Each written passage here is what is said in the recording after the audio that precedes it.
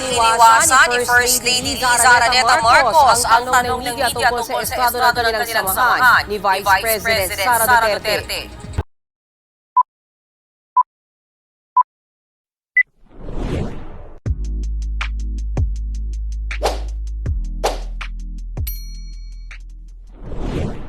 Welcome back sa aking YouTube channel. Para sa mga first time lang po na manood, please click mo na ang Jeremy's TV Manila. Anyway guys, wala nang ba ito, libre lang? Tulong mo na lang din sa kapwa mo. Alright, thank you very much po. Sa topic natin for today's video, Lisa Marcos, hindi na itago ang galit kay VP Sara Duterte. Yan guys, yan ang mainit na balita ngayon na kalalabas lang. So meron kasing event dahil doon sa Chinese New Year, 'di ba? Medyo papalapit na 'yan. So nagpunta doon si First Lady Marcos at sinasabi pa nga na lumabas din sa video itong si Sara Duterte. At wala naman daw itong kibo. At tumatapos na yung event, guys.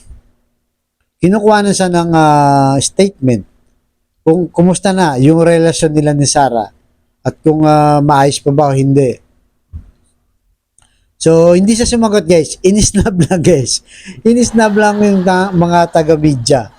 Hindi niya sinagot yung mga tanong nila.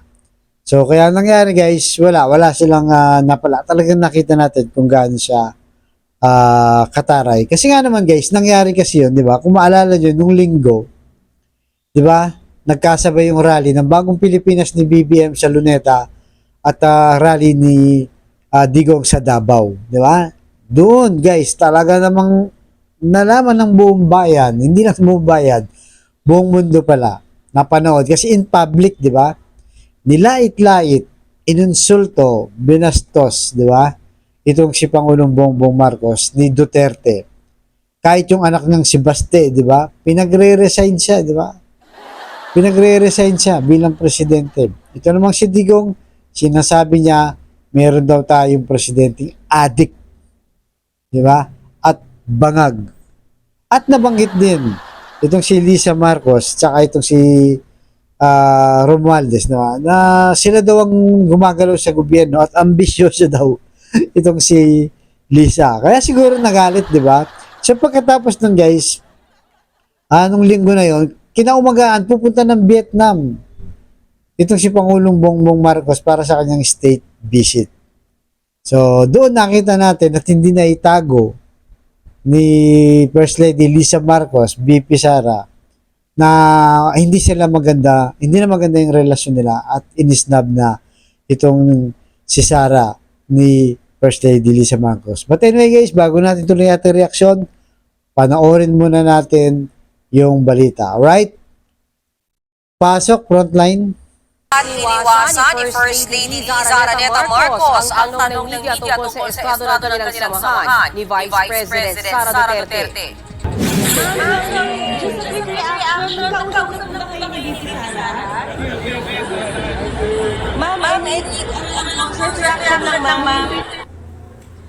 Makailang beses siyang tinanong pero hindi umimik ang First Lady. Nangyari yan sa isang Chinese New Year event sa Chinese Embassy sa Makati City. Nito lang Lunes, napansin ng tila isnaban na First Lady Liza at Sara sa run bago lipad papuntang Vietnam. Ang unang ginang kasama si Pangulong Bongbong Marcos. Sa event kanina, wala reaksyon ng First Lady habang piniplay ang video greetings ng Vice Presidente. Nang subukan ulit siyang kuna ng pahayag ng media, doon na napatakbo ang unang ginang.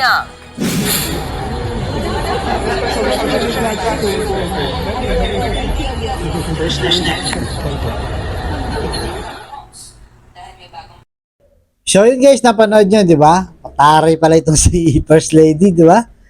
Na parang pinapakita dito na hindi nyo ko kaya, mga Duterte family. Parang ganun siya, di ba?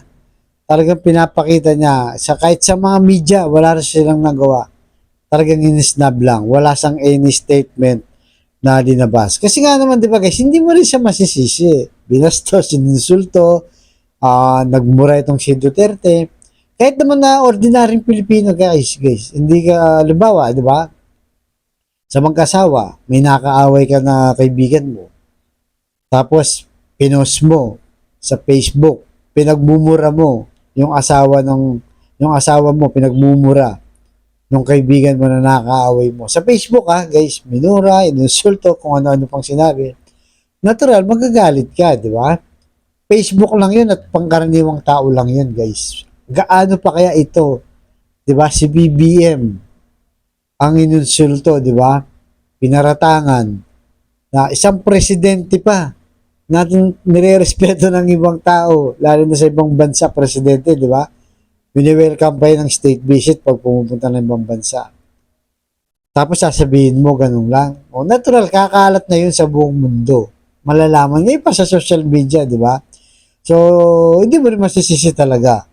Bagamat sinasabi ni Lisa, ay ni BBM at saka ni Sara, okay sila, sa salita, guys, di ba? Sa salita, hindi naman tayo mga bata pa, para hindi natin malaman, sa kilos naman. Di ba, pinakita naman, di ba, nung inahatid na si Bongbong papuntang Vietnam. Anong ginawa ni First Lady? O, nung una, iniwasan niya kagad si Sara. Tapos nakita niya si Lucas Bersamin, Executive Secretary. Binalikan pa, bineso pa. Tapos umalis na, atatat na, guys, na kung pwede, lumipad na yung aeroplano. Kahit hindi pa sila nakasakay, gagawin na ni Lisa. Para lang maiwasan si Inday Sara. At bukod doon, bago sila umalis, di ba, nagkatabi pa sila sa upuan. Walang kibuan. Na talagang pinaparandam. Bagamat hindi nagsasalita itong si First Lady, wala tayong naririnig. Kagaya kanina, di ba, in-interview nga siya, wala na mga statement na nilalabas. Pero no comment siya, ibig sabihin, galit talaga siya. At pinapakita na dito na mukhang matigas din siya, guys. Mukhang hindi rin siya susuko. So, yung sinasabi talaga ni BBM tsaka ni Sara, okay sila. Sa ano na lang siguro, display na lang, di ba? Pero, hindi may iwasan kasi pamilya niya, di ba? Ang bumabatikos kay BBM, nangiinsulto. Di ba? Nilalait si BBM. Tinatawag pang bangag at drug addict. Siyempre, kay Ian yun sa pamilya nila. Pero yun lang, pinapakita na alam kasi natin na yung mga Duterte, guys, at saka yung mga supporter niya, talagang nilalabas nila ang narrative nila na talagang kumikilos daw sa gobyerno itong si Lisa Marcos at saka itong si Romualdez. Kung baka taw-tauhan lang daw si BBM dahil weak leader nga daw siya. So, yun ang nangyayari ngayon. Kaya, aabangan pa natin, guys, kasi ang magiging problema nito, marami pa silang okasyon na pagsasamahan, di ba? Wala pa silang 2 taon. Marami pang national event at paalis-alis pa si BBM. Paano na kaya sila, di ba? So siguro papakitang tao na lang. Ayaw kasi ni Lisa na magplastikan na lang sila. Kaya talagang pinapakita na. Ramdam natin yan, guys, na walang kawala kasi nasa video, di ba?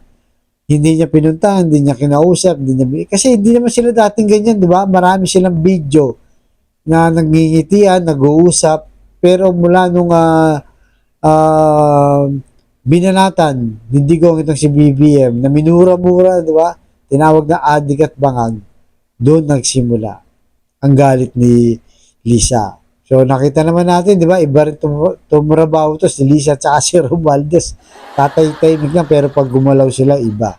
So, abangan natin, guys, sa gulo nilang dalawa na to na Marcos tsaka Duterte. Mukhang lalalim pa to, guys. Marami pang posibleng mangyari. Tingnan natin, guys, kung matitiis nila sa halos 4 na taon pa mahigit bago sila matapos sa termino ni BBM at saka ni Sara. Kaya, guys, ano sa tingin niya, guys?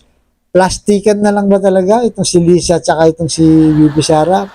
Ganon din kay BBM para pakita lang sa tao na nagkakasundod sila. Pero yung totoo, yung kilos, ano sa tingin nyo?